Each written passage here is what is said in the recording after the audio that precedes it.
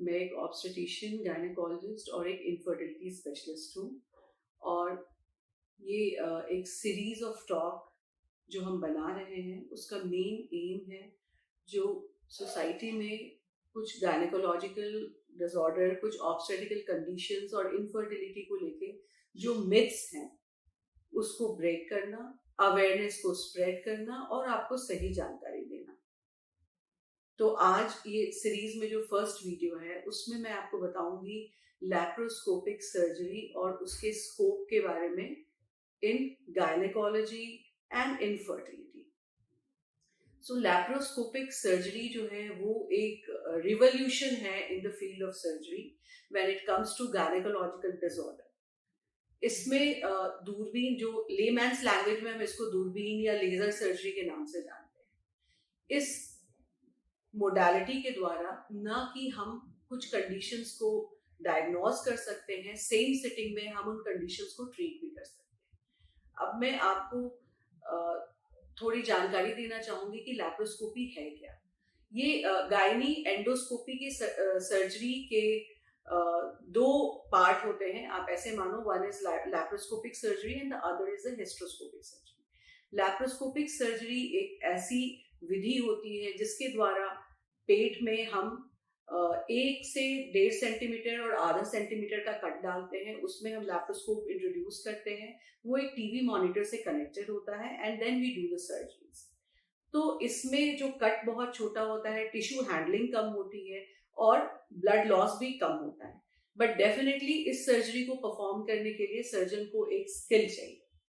दूसरी जो टाइप होती है दैट इज हिस्ट्रोस्कोपी सर्जरी, वो हम नॉर्मल पैसेज के थ्रू जाते हैं। एक दूरबीन होती है या स्कोप होता है जिसको हम वेजाइनली फिर यूट्रस के माउथ के थ्रू यूट्रस के अंदर इंट्रोड्यूस करते हैं।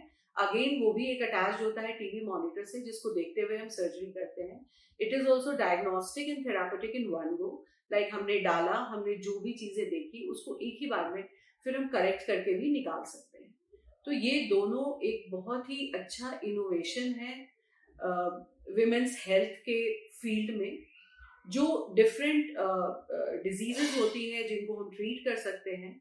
जैसे लैप्रोस्कोपी के द्वारा हम ट्यूबलाइजेशन भी कर सकते हैं, जो नलों में प्रेगनेंसी होती है, फट जाती है, उसको हम निकाल सकते हैं। फाइब्रॉइड्स को हम निकाल सकते हैं। यूट्रस के जो कुछ प्रॉब्लम्स होती हैं जैसे ब्लीडिंग डिसऑर्डर्स या एडेनोमायोसिस, किसी भी कारण से अगर हमें यूट्रस निकालना हो तो वो सर्जरी भी हम दूरबीन के द्वारा बहुत ही आराम से कर सकते हैं। और इसमें पेशेंट की मॉर्बिडिटी भी बड़ी कम होती है। सेकेंड थर्ड डे पेशेंट खुद खड़े होके वो अपने आप अपना टेक केयर कर सकते हैं, बाथरूम तक जा सकते हैं, डेली रूटीन भी अपना टू सम एक्सटेंट कर सकते हैं।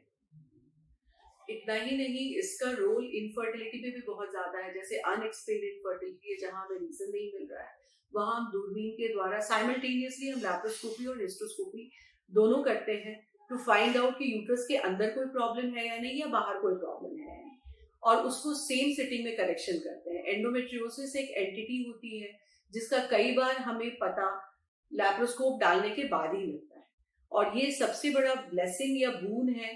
Like we can do as I told you, हमने डाला, डायग्नोज किया और उसी सिटिंग में हमने ट्रीट भी कर लिया। तो लैप्रोस्कोपिक सर्जरी या as a whole gynae endoscopic surgery एक नई टेक्निक है। नई तो मैं नहीं कहूंगी बिकॉज इसको आए हुए अब ऑलमोस्ट 50 ईयर्स तो हो ही गए हैं, बट ये उतना ज्यादा अवेयर नहीं है पीपल, बिकॉज स्टिल बहुत सारे पेशेंट्स हमारे पास आते हैं जो कहते हैं हमारी ओपन सर्जरी कर दो, क्योंकि उन्हें लगता है कि कुछ चीजें अंदर छूट जाएंगी बस। बट ऐसा होता नहीं है। हम सर्जरी तो एक छोटे छोटे होल से करते हैं, बट जो चीजें हमें बाहर निकालनी होती है वो हम या तो नॉर्मल पैसेज के थ्रू या उसी में से एक होल को बड़ा करके उसके थ्रू हम निकाल लेते हैं, एंडोबैग के अंदर सब चीजों को डाल के।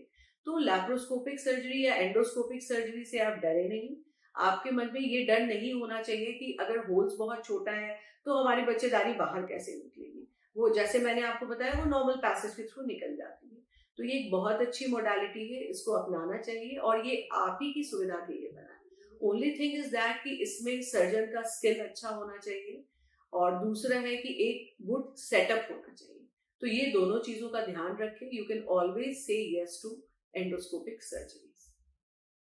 और जैसे लाइक जो मिथ्स है लैप्रोस्कोपिक सर्जरी के बारे में, जब सबसे पहला मिथ ये है कि क्योंकि होल्स हम बड़े छोटे बनाते हैं तो उससे जो अंदर यूट्रस निकाला या सिस्ट निकाला या फाइब्रॉइड निकाला वो पूरा नहीं निकल पाता है। बट जैसे मैंने आपको बताया, उसी में से एक होल को थोड़ा इनलार्ज करके एक एंडोबैग के अंदर डाल के हम उसको बाहर निकाल लेते हैं पीस मील में या इन टोटल। दूसरा जो मिथ है कि ये सेफ नहीं है, ये सेफ है, rather it is in some conditions it is safer than the open surgery, क्योंकि टिश्यू हैंडलिंग कम होती है इसमें, ब्लड लॉस कम होता है। और जो कुछ एक कंडीशंस होते हैं जहां पेशेंट को बहुत ज्यादा ब्लड लॉस हो जाता है, उन एक कंडीशंस में जहां खून की बहुत कमी होती है, क्योंकि इसको लैप्रोस्कोपी करने से पहले हमें एब्डोमेन को डिस्टेंड करना पड़ता है गैस डालने के लिए।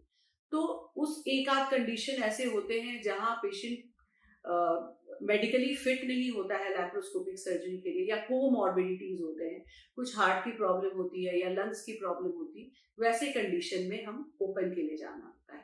बट ये डेफिनेटली एक एनेस्थेटिस्ट होते हैं जो प्री एनेस्थेटिक चेकअप करते हैं, या फिजिशियन होते हैं, या और ऑब्स्टेट्रिशियन, इन तीनों की एक टीम होती है जो ये मिलकर डिसाइड करती है कि कौन सी मोडालिटी आपके लिए बेटर होगी जहां पे हमें डाउट है। तो मेरा टेक होम मैसेज यही है कि जहां पे भी फीजिबल हो, you should say yes to gynae endoscopic surgery, because this is one modality which helps you get back to your life faster. And जो myths है वो मैंने आपको पहले ही बता दिया है. Thanks for watching this video, and in my second series I'll be coming with some other facts, and of course I'll try to break the myths which is surrounding that fact.